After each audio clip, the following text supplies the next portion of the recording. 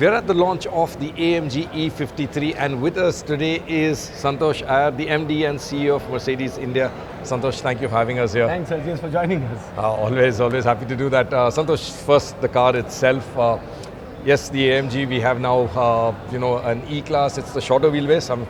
E-Class is, I think, your most popular. Yeah. The long wheelbase version, you've now got the shorter wheelbase. What's your expectation, and tell us something about the car before we, discuss. Yeah, so E-Class is not only us but India's most loved luxury sedan, right? For many reasons. Also, it's our core DNA. Ever since we came to India, it's one of the most successful car in the core segment.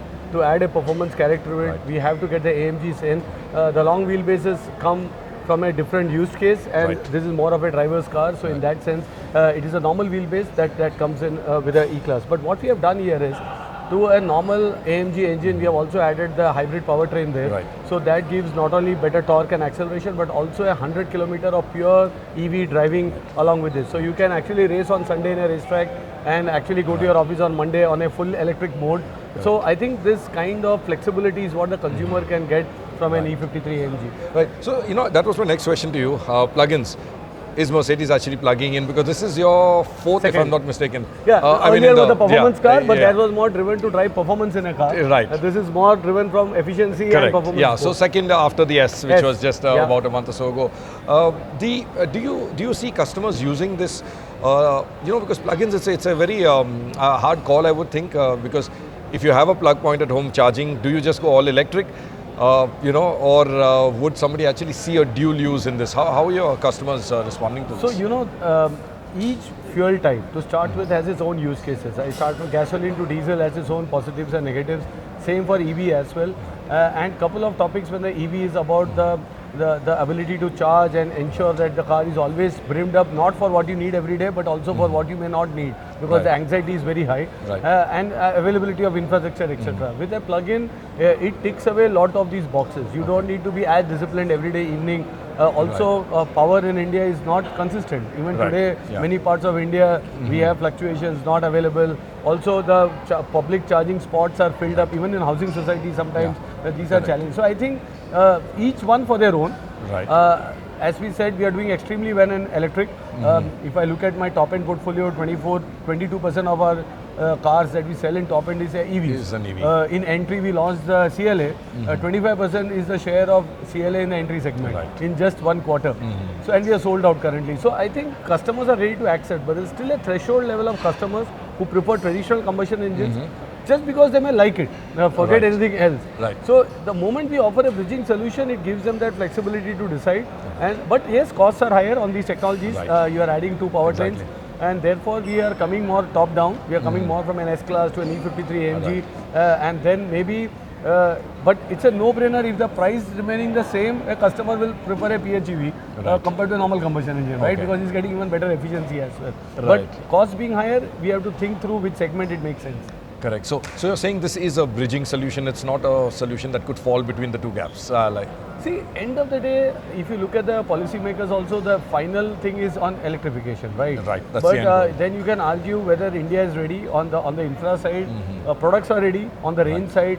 On the cost of ownership side, and also fundamentally on the residual value side. Because EVs, there is a set of customers who are buying, but when they sell the car in 3-4 years time, they don't get the residual value that a combustion engine today gets. Even today, diesels have fantastic residual value. So this is something we can't solve.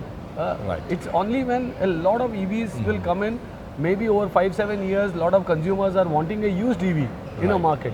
We have come up with battery health certificate to ensure customers after 3 years can say, hey, my state of charge is X, so don't pay me the rightful price for a old EV.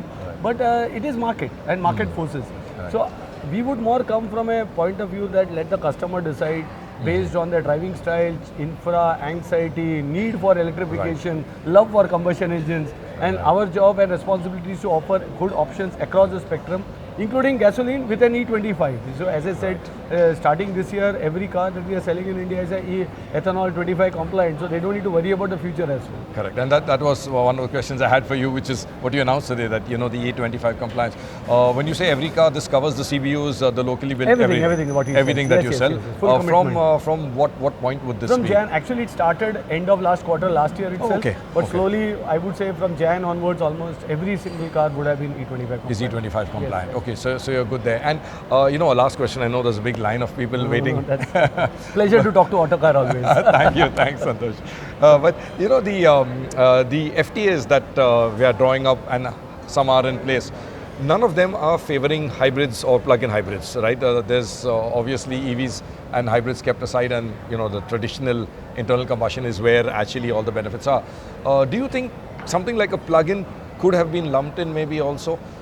Given, you know, it's like you said, it's an expensive technology, not likely to be in at the mass segment. See, like an OEM, we can always demand that everything should be lower taxed and lower import duties. But if you are in the policymaker's chair, if the end goal is electrification, right, then if you start distorting the market with multiple incentives on multiple powertrains, the market also gets confused. Right. So right now, it's up to us to give right value proposition when it comes to plug-in. If you see the S-Class pricing at 2.2 crores or even this at 1.45 crores, I think it's a great price for the package that we are trying to offer to the market. Maybe we don't make the money that would have made with the lower taxes, but let's offer the choice to the customer and let them decide at that intervene. So, but to expect that every single thing the government should support, I think is also stretching it too far. They are very clear that if EV is the end goal, let's keep everything on that one single powertrain. Rest all, if manufacturers can come up with a plug-in hybrid at a cheaper price, nobody's stopping. And trust me, forget the luxury car segment, even the mass market segment. I think India has a unique ability to make cars cheaper, right? Even combustion engine cars have a 40% tax. Right. But you see the Indian cars, they are significantly cheaper in spite of the 40% tax. So we have to wait for innovation even in this space, even in the mass market. But at this stage, for us it doesn't matter. If tomorrow everybody buys diesel, also fine. If they're going to electric, also fine. Because we have the array of products coming, and if the customer is more comfortable with EV, then so be it. Right, and I think also the E25, you know, there would be a drop in efficiency, but then you also compensated with the electrification on that, right? Yeah, so, but you know, one is of course material compatibility, but let me talk about efficiency on E20 also. So from April onwards, we have anyway, all the ARAI certificates are on E20 fuel. From April onwards? Yeah, okay. April 23. April 23, okay. So I am saying because there was no mandate. We were giving E20 cars since 2020, but there was no fuel availability to do sample testing. Got it. From April, already the reference fuel was E20. And so we have tested cars with E20. Mileage told to the customer, seen on the record is E20. Is the E20. So I am just saying there is more anxiety than what it should be. Maybe for the very old cars, some of them, the calorific value being low, the systems being different, there are mileage drops, etc. But then they are much more depreciated assets. Car is a depreciating asset in that sense. So it's that's one way to look at it. Secondly, I think the fuel price in India is still very, I would say, well priced. You know, in the first half of this year, if you look at Europe or Australia, many markets, the fuel prices just rocketed. Right. India was still able to keep under control with a series of measures. I'm not saying E20 is the biggest beneficiary or the reason for that. But at least there is a strategy to keep it as much in control, and then this is part of the package. Got it. And you know, the last question, this car is a CBU. I think you announced that you already have a few cars here ready for customers to order, or will it be against order? No. We have got enough. We are fully confident of the car. Okay. I didn't allow the team to launch a car without having stocks, because you know this is a major issue that we announced, and we have customers, and I am on the receiving end with messages from many of our customers saying I want the car.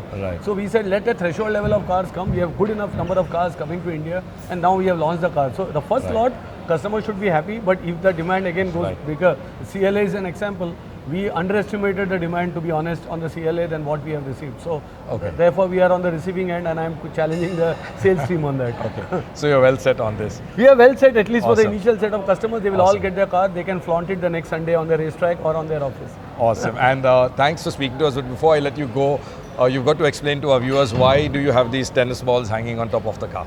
Well, you know, this is actually, we have partnered with Paddle, and as a sport, you know, as Mercedes-Benz, we are partnering many experiences, G-Drive, AMG, also Mercedes Trophy, which is one of the most prestigious corporate golfing tournament. But the consumers are changing.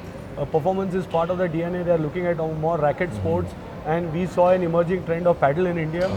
And we thought, why don't we create an IP, which is the India Paddle Tour, wherein our customers, like any customer buying this car, will get direct access to the India Paddle Tour. We get special slots to play. This is a year-long association in multiple cities. And of course, we will come up with merchandising with Paddle and many things that's coming. This is just the announcement of the partnership. But that's the changing India, you know, much Right. more fast paced, much more performance oriented. The growth of AMGs was 50% in H1. That just shows how much of performance hungry the consumer base is. And Paddle fits into that right space. So it's an extension to all our customer experience initiatives that we do. Amazing. So great. I think paddle rackets are the new golf clubs, I guess, for your customers then. Boots as well. And the boot. Thanks, Santosh, so Thanks a much lot. for Thank having you. us. Thanks.